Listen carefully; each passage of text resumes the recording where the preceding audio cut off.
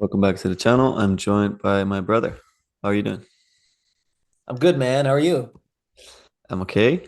Not sick. You still got a bit of a cough, so take it easy. Don't go into too heavy Oh, of an argument. I will mute myself if I end up coughing today. So, yeah. Okay. Well, I hope this conversation will not like be strenuous for you, and that you can relax as well. So that's the goal. I want to talk about philosophy and how it relates to wisdom. Reading a lot of Plato now. I'm always reading Plato, as some may know, but now I'm putting more of a directed effort into reading it and reading it slowly and making notes and thinking about it. And that's been really nice. And I'm just noticing the importance of the virtues and wisdom specifically, and how I feel that in some ways the Socratic dialogues are wisdom practices. Um, because I think in many ways it's important to um, I think the dialogical way of thinking, even if it's just yourself with imagined entities, can afford wiser decisions. And I feel that in reading the Socratic dialogues, I can then like take that into my life and apply it. Um, and it just made me think, because we've discussed Nietzsche on this channel a lot. Um, I think a lot of people strawman him a little bit in saying that, hey, he went crazy and look where his philosophy led him. But I also think that there's some truth to it as well. And I think that is part of a larger pattern where modern philosophers, modern meaning, let's say in the last couple of 100 years, don't seem to have wisdom as their most important aspect of their work. And I fear that wisdom is somehow separated from philosophy. And I can't say that with a lot of certainty, which is why I wanted to discuss it with you. Because for those who don't know, you studied philosophy, you did a master's in philosophy. Is this just philosophy, the master's? That was it called, or is it specific? Yeah, it's a research master, so it's a bit more specifically oriented around research. So you're prepared for a PhD trajectory afterwards, but it is in philosophy, broadly speaking. Yeah, and you did that master's thesis on Nietzsche. And those who want to read could read it. That's okay. Yeah, I think you can put a link in the Okay. in the Cool, yeah. cool, cool. So yeah, you know it as a student, and now you're teaching philosophy to bachelor students. Is that correct? Mhm. In Amsterdam, and you've done so in Utrecht as well. So yeah, that's my introduction of the topic. You can jump right into it. You can give some preambles, but yeah, that's what I'll present you with. Yeah, this is good. Okay, so you know what I can do is I can tell you a little bit about my experience, Perfect. and then you can just interrupt me whenever. Yeah, Okay. sounds good. Um, so I'll start off with my experience as a student, because I did not take philosophy at secondary school. It was an optional topic. Did you, by the way? Did you take any philosophy? No, no, I didn't take anything optional. Yeah, okay. So some of my friends did for some reason, and I don't know, like I was also kind of lazy, so I wasn't on the lookout for like, oh, there's other courses you Yeah, could it take. was the same. Exactly. So retrospectively, like I would have liked to have taken it, but I still ended up studying philosophy, so it's okay. And so I was really unfamiliar with it, and when I started doing my bachelor's, it was a varied program, like a liberal arts science program. Don't ridicule me for that in the comments, please. And I started off focusing on history and economics because I wasn't sure what I was going to be studying. And I found out rather quickly that I was going to be oriented towards history. But at some point, I decided also because I heard some good things that I was going to take a philosophy course.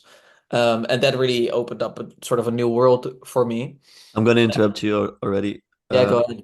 with history, what type of history were you studying, or was it very broad? So let's say, is it more recent history? Is it specific to Europe? What did you learn? Yeah, so actually, that's a good question because the first course I took at the university was Introduction to World History. So it was very much oriented towards like, okay, like I was trying to challenge the more Eurocentric view of studying history and really look at, let's say, multiple civilizations and dynamics between multiple regions. And again, this was like my first year bachelor course, like this a while ago. But I think I remember Toynbee being a really big name in the field as sort of like the father of world history. So that was interesting. And I think I supplemented that with, at some point, world economic history, so focusing on the economic dynamics of the world. Also, the history of empires as a course I took. I think I took social and cultural history, and that was mostly focused on race and a little bit of gender in America. Um, and I think that more or less covers the history courses that I took at UCR. And then I wrote a thesis as well in history. So, that's another course that you can count that. Yeah. Yeah. That didn't pull you as much as philosophy did. So you got a course on philosophy and that pulled you in. Well, it's like I always love history, so I still love history. That's not Mhm. really the problem. It's just more so that I noticed that even in history, I was more interested in the ideas. So, for instance, I still Yeah. really love the discipline that's called intellectual history. But and that's also why when I was studying philosophy, I navigated mostly to the history of philosophy, you know? Yeah. So it's not quite clear, but because it feels odd to make this distinction between history and philosophy, like it's much more in this They're intertwined in many yeah, ways. exactly this gray area. What is But it it's the about? philosophy. What is it about history? Mhm. Just to ask, because I'm noticing that people's interests differ a lot, and some people are really uninterested in history. I have the same burden or blessing that I'm very pulled and intrigued by history. What is it for you that Hmm. interests you about history? Is it for me, it's the people, for example. Like I want to understand what is a person's experience, a personal experience in ancient Egypt or in Greece. What is it for you? Yeah, I think that's great. I think mine is probably fairly close to it, and I also had a different appreciation for history depending on the angle we took. So I didn't like all the courses all the same. But I would say that I felt like my own time was contextualized better. Like I was always fascinated by those statements. Like what was it like? Uh, one thing we learn from history is that we never learn from history. I'm like, what's that about? Like why Yeah, don't we learn from history and that we can see that. So there seems to be that let's say these cycles happening in history, and I was like, okay, so can we just assume to be at the end of it? Probably not. So I felt like in that sense it was a properly philosophical motivation that I was yeah, like almost so interested in. Okay, it can't just be that this is the neutral, and this is the end point, and this is where it all leads. It's like, no, this is part of an ongoing process. So if I understand the past better, I'll understand how this plays part, let's say, towards the future. mm, Makes sense. I think that's it. But I wasn't, let's say, I wasn't reflectively aware of my interest in history. I don't think so, not so much. But yeah, for some reason, it's something that always interested me. Yeah, and I don't know. I always just loved, let's say, those worlds. So like, and I think that's closer to your comments. Like when I was reading or watching fiction, like a good movie. Like I always, or a TV show, I loved it if it's like in an historical setting. I don't know exactly what it is about that, but yeah, yeah. It's cool. something really into it. Yeah, Okay. And then my first philosophy course, I think, was in my second semester, though I'm not sure. I think, and it was Intro to Western Philosophy specifically. And the reason why a new world opened up was specifically because of the professor, who was just fascinating and very provocative, but also, wise. He had this like, you it's kind of difficult to reflect back on it, but it's like he wasn't this teacher that everyone's like, oh, he's great and he's just fantastic, because you also kind of like, you sometimes had your issues with his teaching too. And but I think that's part of what I think he was aware of that, and I think he also knew that that was part of what made it, so interesting. Like he wasn't just trying to please the customer, in a sense. yeah. He was actually like, no, you're just gonna like I'm gonna make a point here and I'm gonna challenge you, and I think that was great. So like it was just the class discussions on important subject matters that I felt was just so fascinating, that I don't know, I had never encountered that before. Like for me, a discussion was always clearly about, let's say, an identifiable something, and that wasn't the case for philosophy. And the reason why I wanted to share that in relation to your original question, philosophy and wisdom, is because I felt that that course helped me, let's say, combat self-deception. That's one way Yeah. of understanding wisdom, obviously. Because I I think at the time I was at this weird stage where I wasn't, let's say, actively religious, not at all. I probably thought of myself as an atheist at the time, and but at the same time, I became so, like, let's say, somewhat passively almost.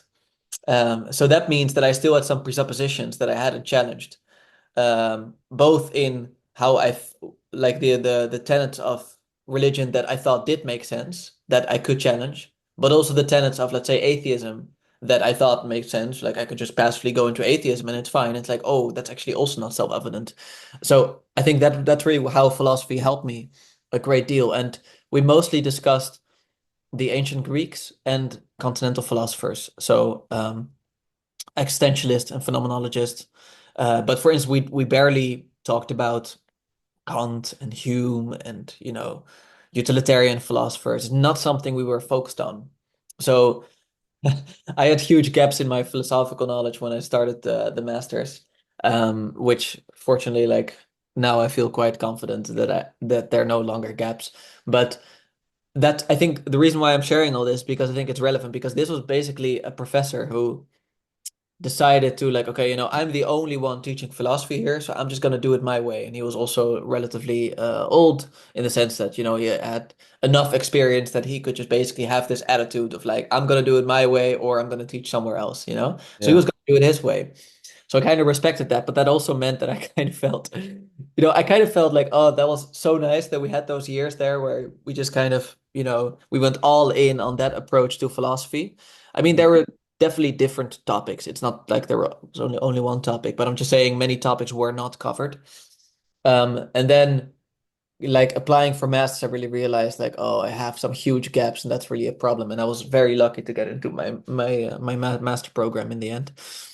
Um, Did they make you do any pre-master course? no, no, not really. And I think one of the reasons was probably because this university college was tied to Utrecht University. So I think they were like, okay, we have experience with some of these students. We kind of know what they're like. Even though they like, I think my tutor at Utrecht, he admitted to me that I was kind of an experiment. That was like, we're gonna see if this works out. And I think in the end it worked out. Like I got good grades and I stuck around, obviously, working there.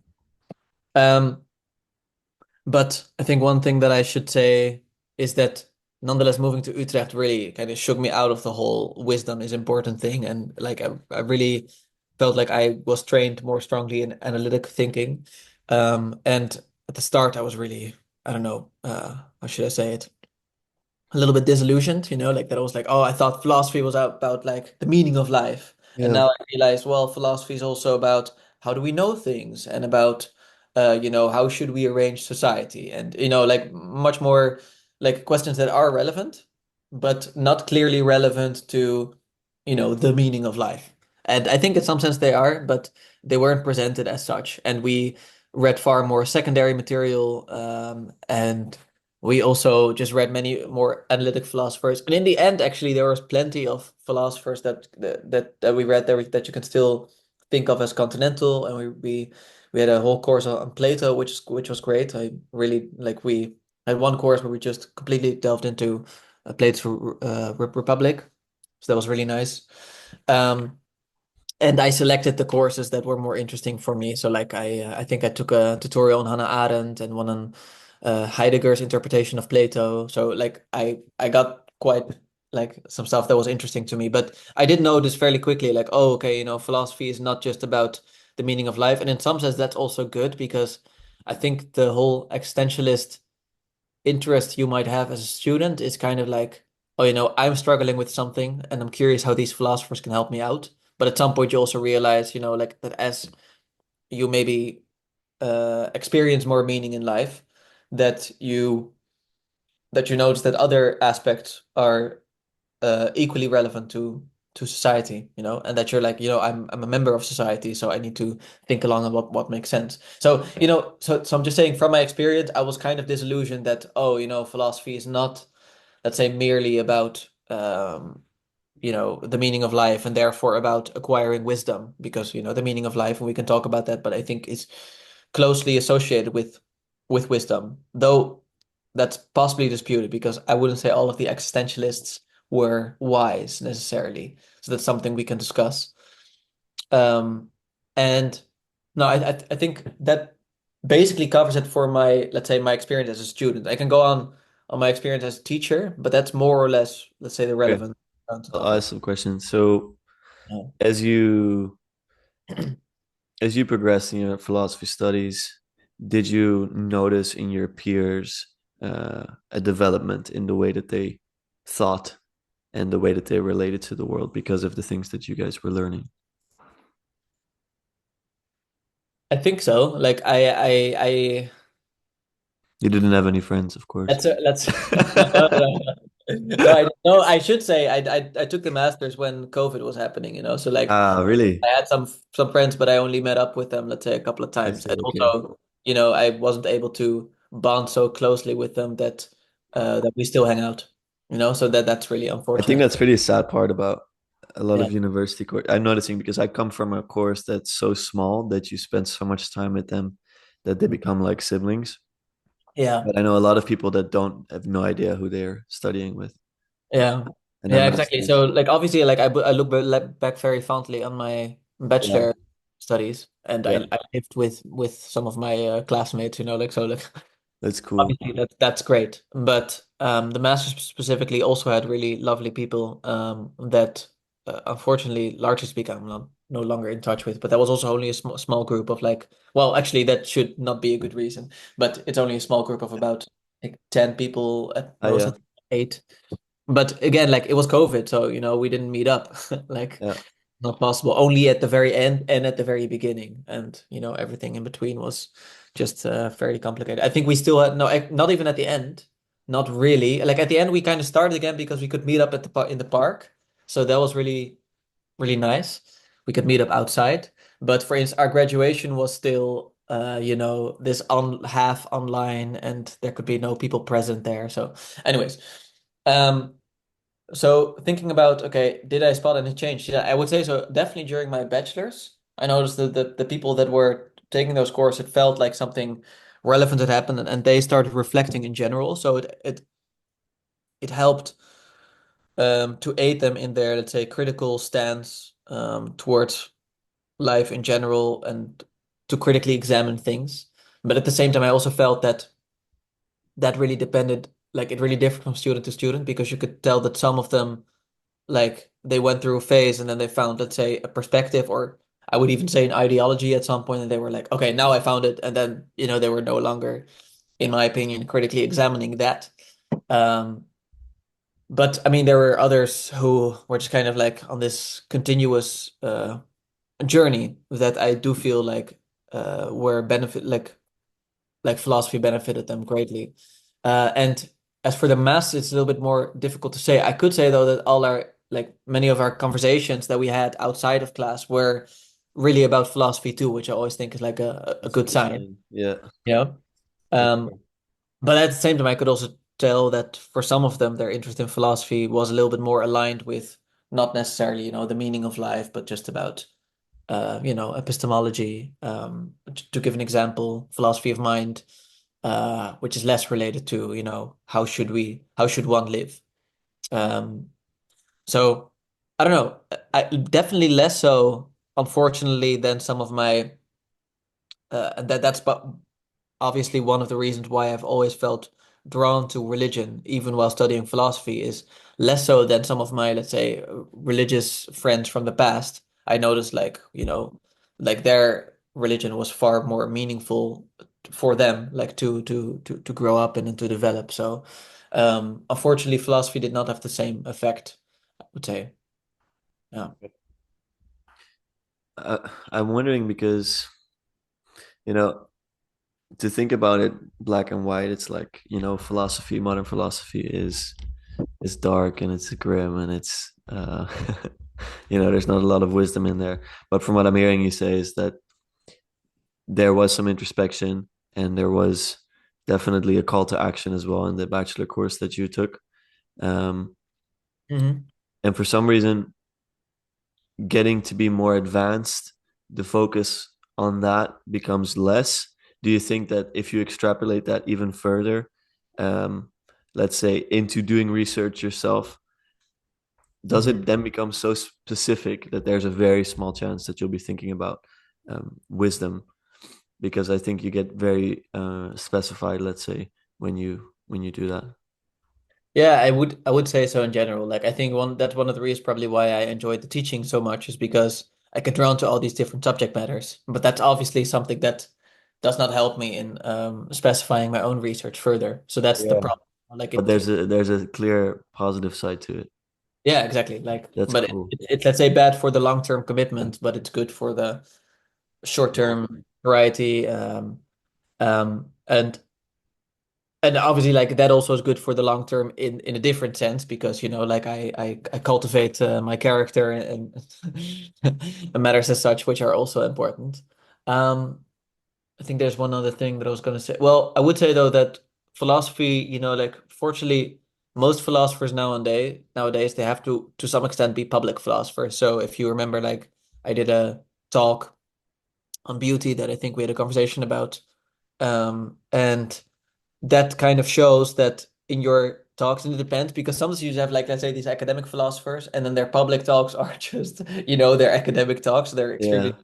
follow. And I would say my talk was probably also not the easiest to follow, so I'm still working on that, but nonetheless I was trying to make it relevant to how do you live your life, like what's something that we should um yeah, I don't know, cultivate on a daily basis.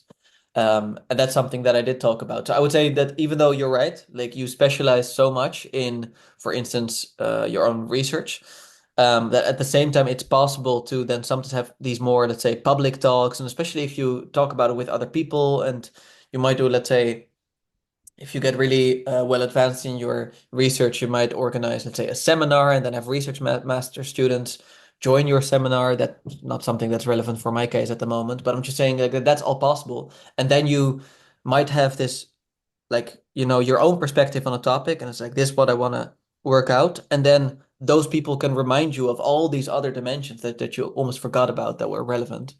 Like they always have something interesting to add. Um, and I would say in general, it's very rewarding.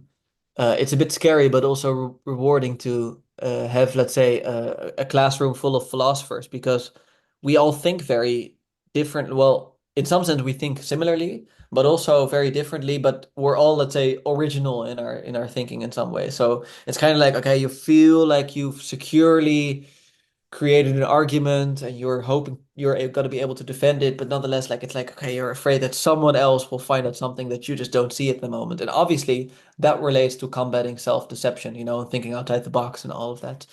That's um a good thing, no? yeah, no, it is a very good thing. Like I would say the main problem is that it's so much focused on clear argumentation that it's sometimes difficult to find the thread back to, like, okay, but does this actually matter Yeah. for everyday life? Yeah, absolutely. It's And hard to realize I that, yeah. sometimes feel that arguments are also made in philosophy that are, let's say, argumentatively sound, or at least, they seem valid. Um, but, if you just zoom out a Yeah. little, no, this doesn't make sense. Yeah, Yeah, and are they getting at the right things? yeah, You can argue a lot of things that might not be relevant. yeah. And so let's talk about your teaching because I'm actually intrigued from from your personal experience, what that's been like, whether that's been a big shift for you or whether it felt familiar quite quickly. How is that? Because it's quite a it's quite something to do it, especially at a young age, because the people you're teaching are not that much younger than you. No, no, no. I sometimes still teach older people. Like at the moment, like when I started teaching, it was like, okay, sometimes the difference, let's say the average difference was even small. Now the average distance, difference is larger. Yeah. So, I think on average, most students are about 18, 19, something like that. And now I'm 27. But I still have, let's say, outliers. So people that start philosophy later in life. So I think about at least three people that are at least 40, for instance, right now in my classes, which is also always interesting to Yeah, I talk love that. It's experience. cool. Um, but yeah, like what was your question again? So circling back to your question. So let's say how that experience is for Oh you. yeah. Yeah, go ahead. Yeah, no. So it was like a relief. Like was like, oh my God, I get so much freedom, Like obviously like there's, a plan in the sense like, okay, these are the texts that we're discussing and I need to help them understand the text. Um, but it was just incredibly liberating to just look at the part of the text that you found like was kind of interesting and you could just discuss that with them. And that sounds very selfish. Like, okay, I'm only going to talk about the thing that's interesting to me, but I'm just saying, like, even from a didactical, like a pedagogical perspective, it's like if something is interesting to you, then usually the way that you're able to translate that to the students also helps them to understand why it could be interesting and relevant. So obviously, the first time when I started teaching Nietzsche, like that was really fun, and Mm. um, yeah, I don't know, like, but at the same time, it was so difficult. And looking back on some of these texts that I had to teach, I'm like, wow, I was really so naive. Like, I really thought I understood the text, and that's the thing. Like, philosophy is obviously a lifelong project. So, like, on all these texts, like the classics, let's say, like there's just a bunch of secondary literature on it that you're never gonna able to read or understand well, all of it. So that means that whenever looking back on your previous teaching of a specific text, you're always like, I didn't quite get it like as fully as I wanted to, Yeah, and of so you course. learn more things, which is which by the way, another reason I think why I find philosophy still so rewarding, even though we could get into, let's say, some problems with it. But is that there's just this sense that the more you like, it's like what do you call it, like proportional returns. Like that the more you give to it, like the more you get back from it, and that doesn't really stop somewhere. It's not like at some point, okay, now I get it, and this is the end of it. Like sometimes you have that with, let's say, simple analytic arguments, but the great thing about, for instance, the ancient Greek thinkers and about some of the continental philosophical thinkers is that first of all the subject matters, but second of all also like let's say the style, like it evokes so many associations that it's like yeah you could never fully exhaust it, just like a great work of literature in some sense. Yeah, I definitely second that with the reading of Plato. Yeah, exactly. Yeah, you Amazing. keep reading it eternally and Yeah, it's endless. It's yeah. really insane. It's also like what you're saying. It's about anything. Topics differ so much, the settings differ so much. I'm thinking of making a video. I'm not sure if I'm gonna do it, but like about Plato in the sense that he's kind of the greatest podcaster of all time. Like he is. Well, he didn't even participate, but he created this. Mm. Well, if you look at the complete works of Plato, it consists mostly of dialogues, and between some of the most brilliant people in history, but they were living at the same time. Yeah, And yeah, yeah. I mean, they're not actually all of them like recorded No, it's much more conversations. fan fiction, kind of In almost. many ways, yeah, but in many ways that makes them even better, you know. Yeah. So like, yeah, I'm thinking about making it into a project. I'm not sure yet, but I was thinking about that today. Like, it's so cool because I was fleshing out this conversation we're having today. When you read the complete works of Plato, every dialogue gets introduced, and then there's a part in italics from the author or the translator, and he sketches the scene. So I was actually doing that for our conversation today to give me ideas as to what we're going to talk about, Mm. and I found that to be really fun because it was like yeah, like an imaginative process, and it helped me to get into the state of mind that Plato must have been in. Yeah. So that's yeah, I think that's it's That's priceless and inexhaustible, like you say.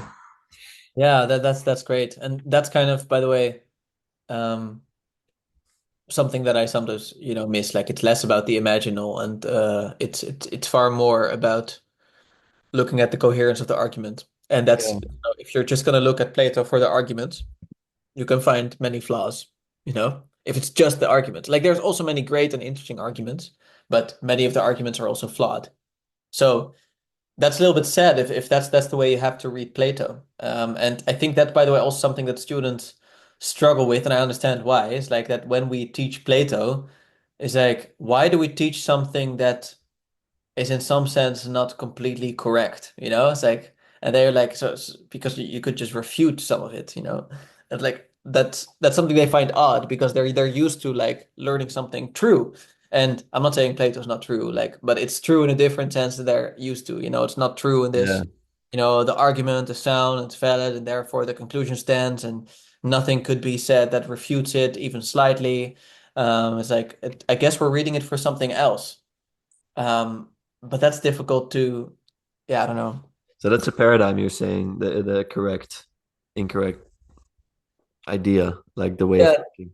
to That look for coherence in arguments, I think that, and I think it's that that's, by the way, it's also important because I would say that, you know, like even the Harry Frankfurt notion of bullshit, you know, like it really shows that we don't care so much for the coherence of what we say sometimes. It's like it's almost like it's just a power play of, you know, okay, I have a rhetorical stance and I can just rhetorically make it as strong as possible, and hopefully I can convince you, you know, emotionally almost, and then, you know, you're on my side.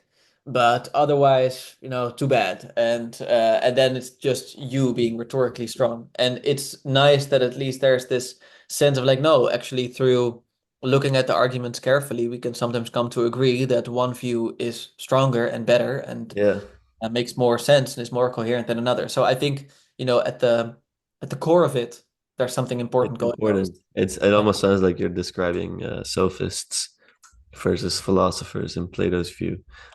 Yeah, I Like remember like bullshitting. I was listening to one of the great courses. Do you know them, by the way, the great courses? No, what is this? Yeah, it's just a famous organization, and they have course on any subject matter. And Okay. I have an audiobook app, so for instance, many of the great courses thingies are on there. The Storytel app, for instance, many great courses.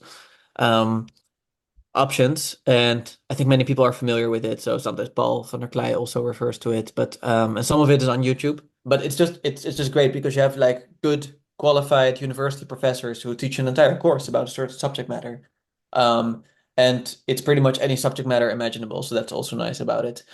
So I think I listened to one course on Plato's dialogues, and that you know, I think it's David Ruchnick who just says like, you know, this is important for us today because, you know, we have new sophists, the postmodernists, you know, like those are just the sophists of our age. So that's kind of, I thought that was kind of interesting that Yeah, he they are. They are though. that That's were, really funny. Okay, yeah. where are we? The teaching, the experience of the teaching. Yeah. So question here. Do you feel like, and I don't want to put you on the spot, but do you feel like you've gotten wiser as you've entered philosophy? And do you think it's because of philosophy that you've Hmm. gotten wiser if you have?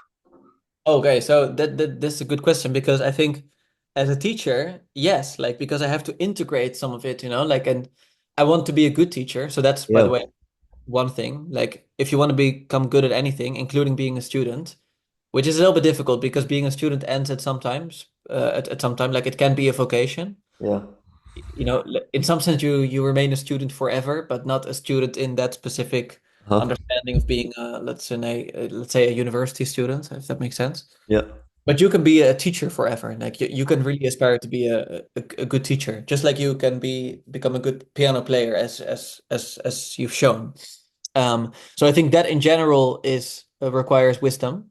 And it's like, okay, how do I actually improve, and what is the good discipline, and um, which, by the way, also why I sometimes like listening to lectures by other teachers. It's because I like, oh, you know, like what's an effective way of teaching this? Yeah.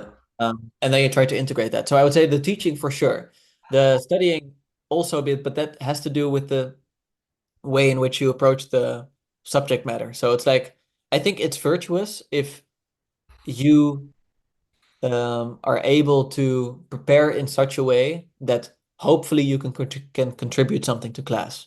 And that's it's, let's say it's not a, how should I say it? That's not never guaranteed, and sometimes that can even be a little bit.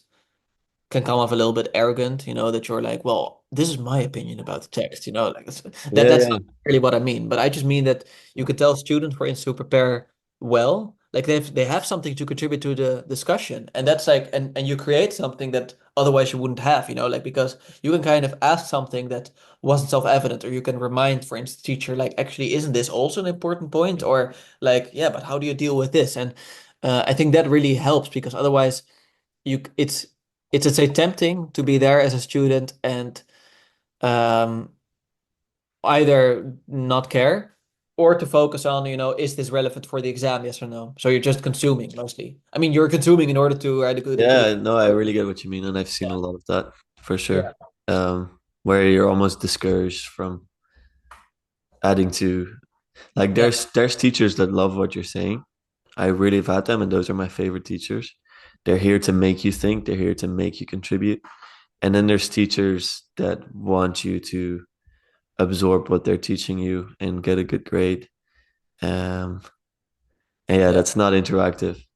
Yeah. And That's, yeah, by the way, that's also difficult because like during my own bachelor's, like it just makes sense. Like, okay, something was said by the teacher and we would just discuss, and that's kind of, let's say, the nature of the type of study environment we had, that we would just come to class and we would just be ready to discuss.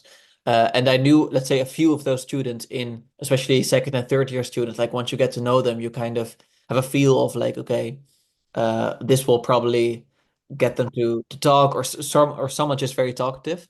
But I was incredibly surprised when I first started teaching to a bunch of first year students, when I was like, okay, discuss. And it's just like, they're just like, what do And I was just like, what? Oh, okay, shit. I actually have to, help them discuss things. And like, and I did not expect that because we just kind of started doing that by ourselves, even if we weren't good at it. And I kind of seen the beauty in that too, that you can kind of help someone become, let's say, an independent student.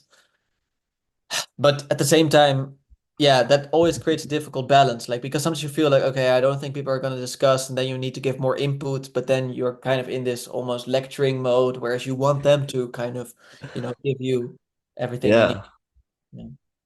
that's cool. Yeah. How's your experience different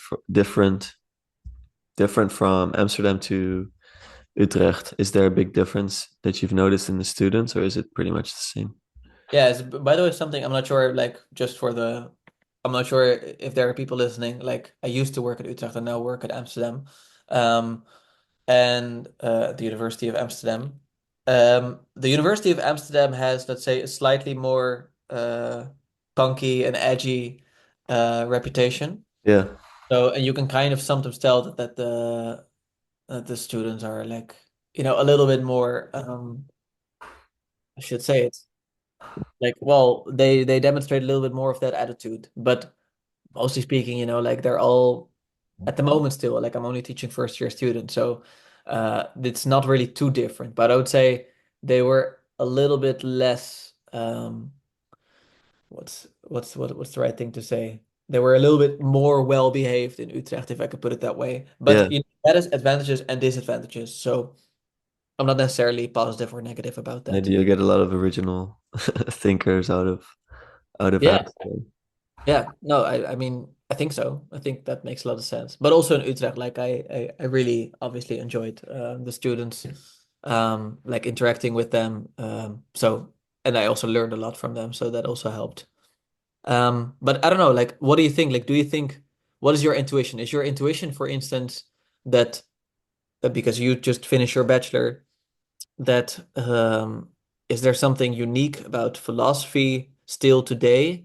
Or do you think that many of these things that I mentioned, you also notice in Egyptology, that it's like, okay, you can find the students there also, become wiser, and the teachers, and yeah, what would you say?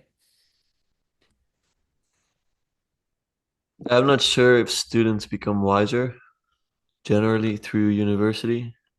In my experience, I think that the main thing that I've been taught in university is to think more critically.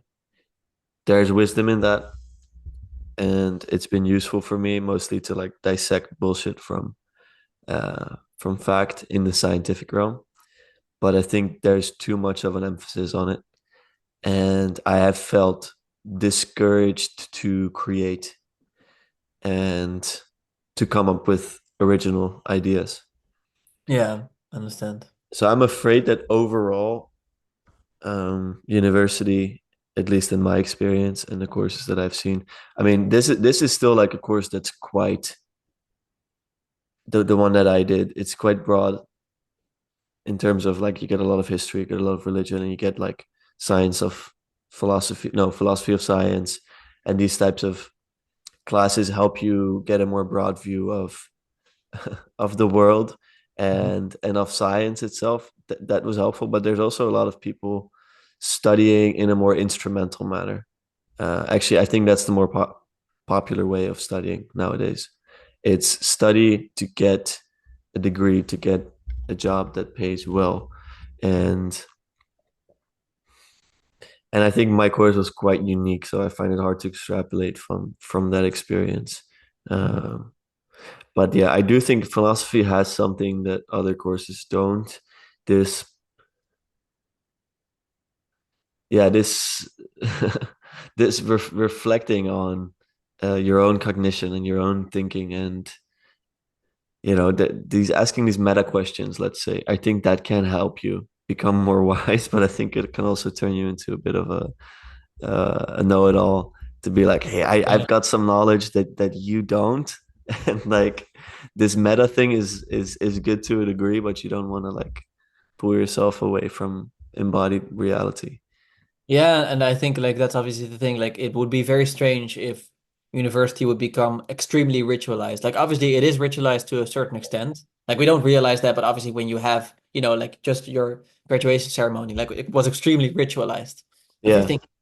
yeah, But at yeah, the same time, it's not like our everyday class are extremely ritualized besides like obviously you have the seminar interaction. So like there's in that sense, but it's not like a religious type of ritual, if that makes sense. yeah, And this is obviously John Vervaeke's point, right? Like that, one way in which religions, like, let's say, have the advantage over philosophy in terms of making people wise is that, you have to enact some of these things that you're learning propositionally. And that makes it participatory, perspectival, procedural, etc. yeah, And I think that's just lacking in philosophy. And like, I mean, like, there's just relevant research that, in general, like, what do you call it? Like, there's this experiment. I don't know about whether or not it passed the replication crisis, but that, um, these professors were like I think moral philosophy professors, yeah, like, yeah, and that they were like being experimented upon without them knowing it, and that someone on the street would fall, but they were in a hurry, like this experiment was set up in that way, and that they wouldn't go out to help them, like they would go on to like get where they needed to go, even though they thought about ethics all the time, yeah, what was the right thing to do. So it's like it's almost like they like teaching about ethics and knowing a lot about ethics does not necessarily turn you into a good person.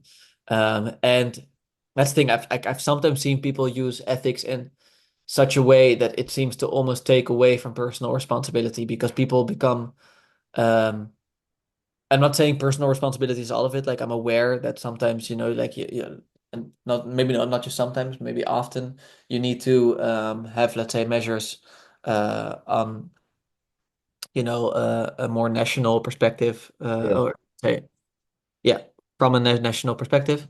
But at the same time, it's almost like, okay, that's the only thing that's relevant, and therefore, just living my like thinking about how I should live myself is less relevant. And if it is, it's often translated in these ways that become identity markers. So, for instance, you can become a vegan or a vegetarian, just to give an example. Um, and yeah, that's someone you can be. It's like it's a label, and I'm not saying that that's a bad or a good thing. I mean, like obviously we think of it as a good thing if you, for instance, choose not to consume meat, just to give an example. But it's different to say, well, I should probably cultivate in myself the tendency to just in general help other people and help people on the street every now and then, and maybe do some volunteering every now and then. And that's yeah, not something there's no label for that. So it's not like, so it's not something you can posture with easily. I'm not saying people who are vegetarians or vegans only do it to posture. To like it's clear that many vegetarians and vegans actually care, and it's not just, this social marker. But I'm just saying it becomes, I think, tempting for ethical philosophers to reduce it to that. That's like, for instance, you have discussions on animal cruelty and what's one way to mitigate that a little bit. Well, you can become a vegan. But for instance, you don't really discuss whether or not like how you should be helping out people on the street in need of help. That's Yeah, not yeah, something you yeah, really discuss, not fundamentally. yeah. No? I'll say one thing about now we're talking about this about university and the environment and the people in it, um, and maybe the pitfalls in terms of wisdom. I think there's a very high tendency. Can you say high tendency?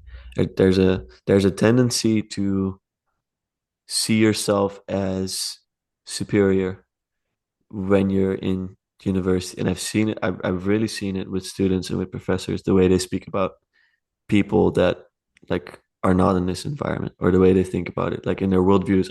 I really see that reflected um, in their actions and the way they think about the world. That I think is something that you need to be aware of. I think university is like it's good to have gone through for many different reasons because I Mhm. think it's difficult to like autodidact yourself into higher education.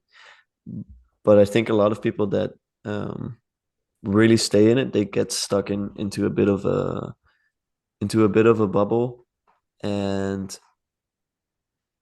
yeah, like for me, the wisest people that I've met in my life are like really normal, you know, like they're doing practical work.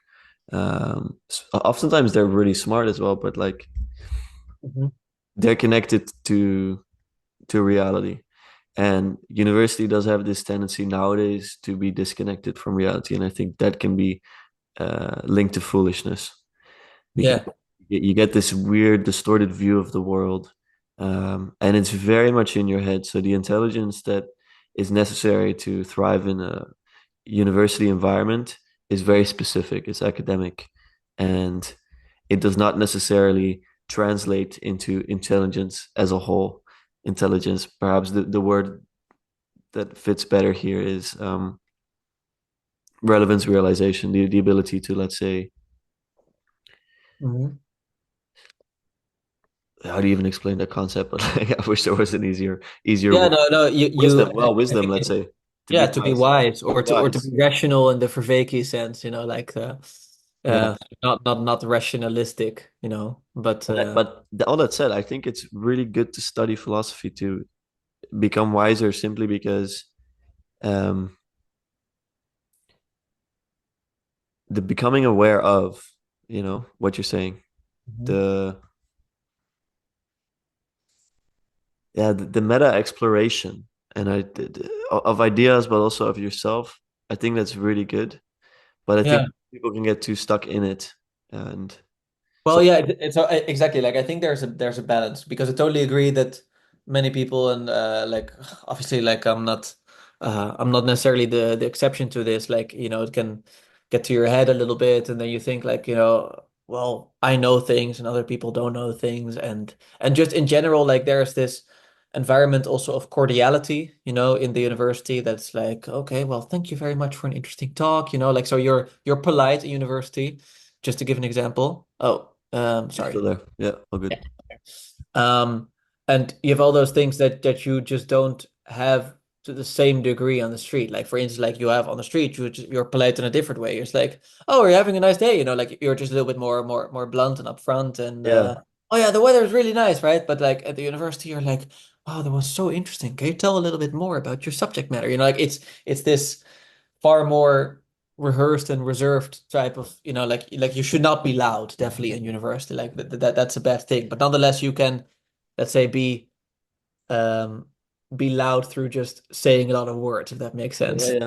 You could just kind of and that said, like so that's, let's say, the well, not necessarily the dark side, but just something that I think everyone in university should be aware of. At the same time, I sometimes feel when I'm, for instance, at family events, and I mean, our family is a little bit weird. You should not know, but like when I'm over at at least family, or just, with certain friends who Yeah. rarely take an interest in something like philosophy, I can tell like, oh, it would just be so nice if I could now refer somewhat easily to something in philosophy. Yeah. Because, in philosophy, like I can just it this, like I can use the word epistemology and everyone knows like, okay, oh, we're talking about how do we know things? And Yeah. then I can Yeah. say something like, how do you know that? And I can also make it self-evidently um relevant for them, like, okay, yeah, oh yeah, we should know why we know things. We can't just assume. Or like metaphysics or ontology, like, and you have those claims. I'm not necessarily saying that the words are relevant, but we as philosophers, we have this way of like, they're just basically, cheat codes to quickly go to like, oh, this is the area that we're now talking about. And sometimes, like when you're in a conversation, you kind of feel like it would be kind of nice if we could take this up, let's say, one level of abstraction, because it's now like we're talking past each other. And if we could only do that, then we could kind of see where we meet each other and then go back to the conversation again. Um, and also just obviously because it can sometimes make things very much like more interesting, but that's maybe philosophers being weird. So in that sense, I totally agree. Philosophy can be really nice. And I'm actually quite saddened by the fact that it's difficult to scale philosophy properly. And Yeah. that's also one reason why I maintain an interest in religion, because I'm aware that at least it's able to scale better and you can still do philosophy in religion, you know? Yeah. But it's difficult to do, let's say, to think of doing, let's say, religion in philosophy. Like, I'm not sure what that would like. I guess you could, but I'm just saying that's less self-evident. Yeah. Yeah. Know what I mean? Yeah, yeah, absolutely. And what I was gonna say, now that you're speaking, what came up for me that I would desire as well is this um the situation you're speaking about, that you can refer to these concepts or words or ways in which you can go up a level of abstraction. I think that would be much more common if we teach kids at a young age about philosophy. And I think that would actually solve a lot of stuff for us. Because, like, teaching people just from age 18 until, let's say, 23, 24, compared to giving them a philosophical foundation at a younger age, I think Mhm. that makes it so much more embodied. And I think uh, it also makes it better distributed. Mhm. And you avoid this echo chamber type of situation that can exist among philosophers, that all go through very similar life experiences, and yeah, Yeah. I think it's a bit of an ideal of mine where I feel like nowadays, I mean, I'm en route to becoming a teacher, and I'm just sad that I'm not, it's not central for me to teach these kids about how to live a good life. Like, it's just, well, to be fair, if it's a Christian school, maybe there's some element of that, but it doesn't come back a lot. Um, Well, you're like, you haven't yet started yet. You haven't like been in front of the classroom yet, yeah, yeah, right?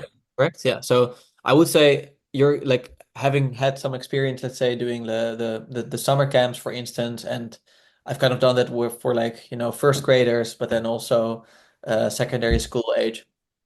I would just try like to remind you of like, okay, if you're just doing very normal things, you're just kind of like teaching them, like playing with them on the playground, and teaching them about mathematics and, I don't know, yeah, history and all that. Like, that's really like, it's kind of about in general that they're able to be formed and develop and grow, in that sense, yeah. like No, I a lot understand. less. Yeah, so I'm just saying, like, you're gonna find out that there's so much of human development just happening in those things that we think of as a little bit more banal and less focused on the explicitly philosophical. But I understand your point, because you wanted to say like, yeah, but can't we from a younger age, for instance, talk about these philosophical distinctions, you know? Yeah, to talk about Plato in the classroom would be so Yeah, that cool. would be amazing. Oh, but you're right. It like there's a lot more power than there seems to be in terms of giving kids a good foundation. I just think the Mhm. medium itself could really be improved, and like realistically be improved as well. Like, it's not just I'm complaining about a system, and it's the way people complain about things that are completely beyond their reach. Like, it's for me, it's not a cynical thing. It's like I think it's really actionable. Yeah. Um, No, I understand. I understand. And I also would say that there's not necessarily primary school level, but definitely at secondary school level, is like, for instance, when you learn about physics, just to give an example, it's like you learn that there's a way to look at processes that is different from your everyday experience, you know? Yeah. Uh, and it's a little bit complicated because in physics, you start off doing those experiments at secondary school level that are your everyday experience that you're like, well, if you do this, you get this reaction. Yeah. But Yeah. you're learning something about, well, you can't see it, but actually behind this, there's these processes. And you have the same with biology. Like you can't see inside your own body, but actually what's happening there is this. So in that sense, I think people learn at a relatively young age. Like there's different levels and different ways of looking at something. And obviously in a normal conversation, you're not just going to say, you're not going to apply the physics perspective right away, but it's useful that someone you're talking to also knows about the physics perspective. So you can refer to it and say, from that perspective, that would look that way. But it makes sense that you're not going to start off that way. Just like in philosophy, you're not going to start off saying, well, epistemologically speaking, I disagree with you, like Yeah. something like you're not going to do that. But I think that could be trained and applied. Yeah, Yeah. sure. But I think in general, um I'm happy that something like existentialism, you know, it kind of that's still kind of like a sexy thing, like among it's like an interesting thing Yeah. to study for first year and second year students. It kind of shows that something about it is interesting and edgy to It them. grips them. So in the end, like it's like a lot of it is flawed. Like we don't take a lot of it seriously as philosophical argument anymore, I would say. But it awakens something in them where like, oh yeah, apparently there's, just this lived experience that that I have to deal with. And what do I do with that? Like, what is this actually all for? Like, is there a point to it all? And if not, does that make a difference? And, literally like Camus just says, like, why not commit suicide? It's just like that's wild that you get to discuss those questions. But Yeah. that's really the exception, like that you can discuss that. Yeah, Uh, absolutely. Um, we're almost coming to a close, but I'm reminded of Wolfgang Smith, who in some ways was his mission to like bring back philosophy as philosophia, and yeah, to reignite that love of wisdom that that we seem to have lost a little bit in the philosophy department. Do you have any idea of how how we could get that back a little bit? hmm.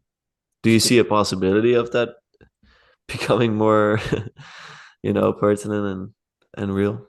Well, yeah, so this is really the difficult thing about that, let's say having just moved positions, because Yeah, you kind of feel like if you're, and I had that in Utrecht a little bit, when I was there for a longer time, it's like the students, they kind of knew what you found interesting. They kind of knew that they could, for instance, invite you to one of their social events, and not like, let's say, I want to go to one of their parties, so for instance, but just like, hey, we're gonna organize a talk about this. It would be nice if you can be there. Or for instance, they organized a book club about Heidegger's Being in Time, and they wanted me to participate. it's quite a Uh, book club. yeah, I know. Yeah, we didn't get to the whole thing, but we got quite That's crazy. made The quite some most progress. unreadable book I've ever tried to read. It's actually it's like if you get into it, it's fairly readable, but it remains problematic. But yeah, anyways, that's a different conversation. But I think what I would just say is that if you notice that, then I think you can do a lot as a teacher because you can think about, oh, what would be a good event for some of these students to, let's say, participate in, and then you can think about some of these conversations that are more dialogical and Socratic almost, you know what I mean? Yeah, Because you can pick subject matters that invite and spark such conversations. yeah, Um, and I think at the moment I'm just not. I don't feel like I'm there in that position yet. Like at the new yeah, university. yeah. You Uh, could become that cool teacher though, that like, but better. yeah, but obviously, like you also want to keep a respectful distance and all that. So I think that's equally. I Um, just think it's so beautiful. Like I have a teacher, mhm. best teacher in Leiden. Mm. He won an award as well. Nice. Like he gets very personal, Like he invites students to his house and stuff, and it's just like Yeah, I had the two in the bachelor's. Yeah. he's like top, and everyone recognizes him as such. So I think it's still a possibility. Um, Like there's such a and I've like the best teachers I've had really find it sad that this is no longer a thing. Yeah. Um, like some of them still have book clubs with students and stuff like that, and it's so it almost feels nostalgic now, but that's such an ideal to strive for, I think.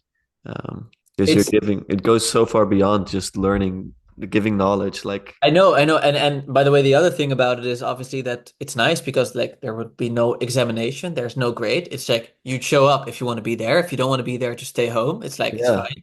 No, it's like so there's this sense of like everyone who joins the book club is actually there and committed and they want to talk about it. Otherwise they wouldn't be there. So there's something about that that's really magic that or magical, I should say, that you sometimes get in the classroom, but it's a little bit more rare. Like I something like I had to look through some of my old course evaluations because I had to compile a portfolio.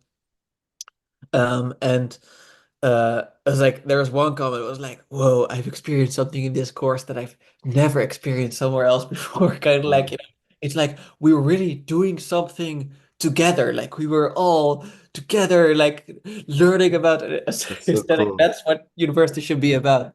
So Yeah, I think that that went well. But that, that's rare. That's not the common experience. now it gives me a bit of hope. I don't know if the universities are salvageable at the moment, but I think that some sort of um, manifestation of what the university could be will always be there, and Yeah. and yeah, I yeah, I long for that. I No, think I mean, I think the university is very important, still.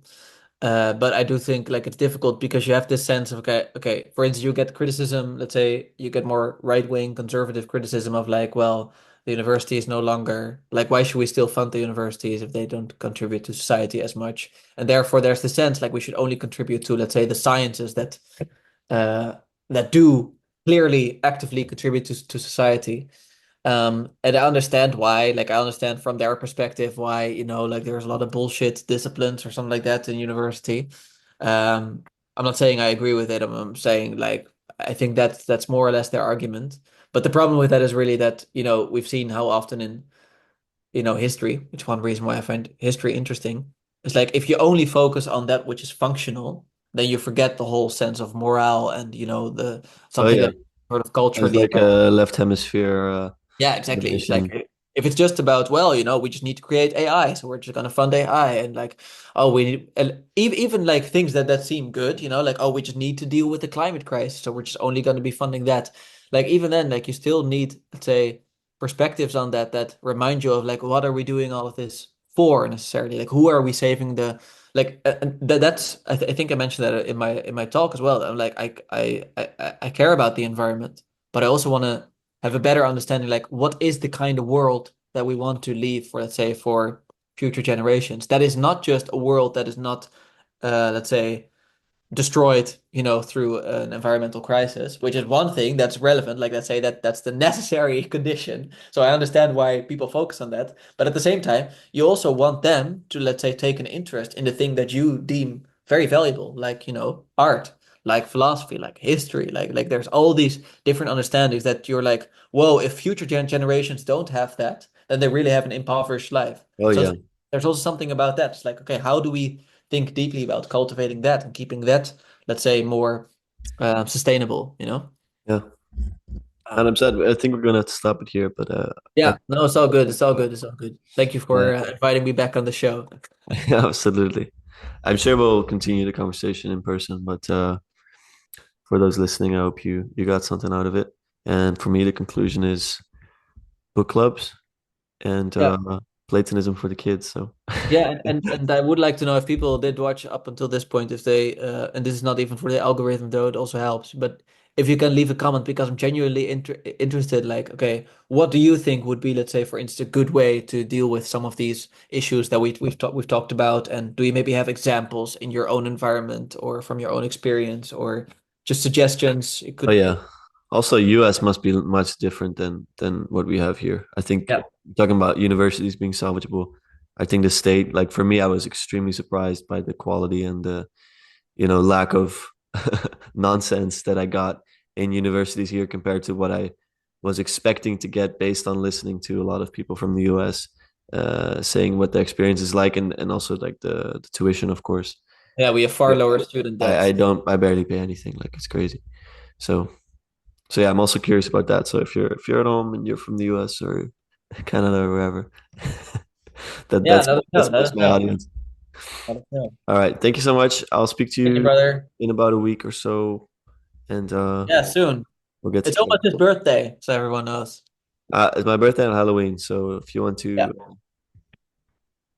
wish shoot me him. happy birthday, thank you for that. Oh. Comment happy birthday.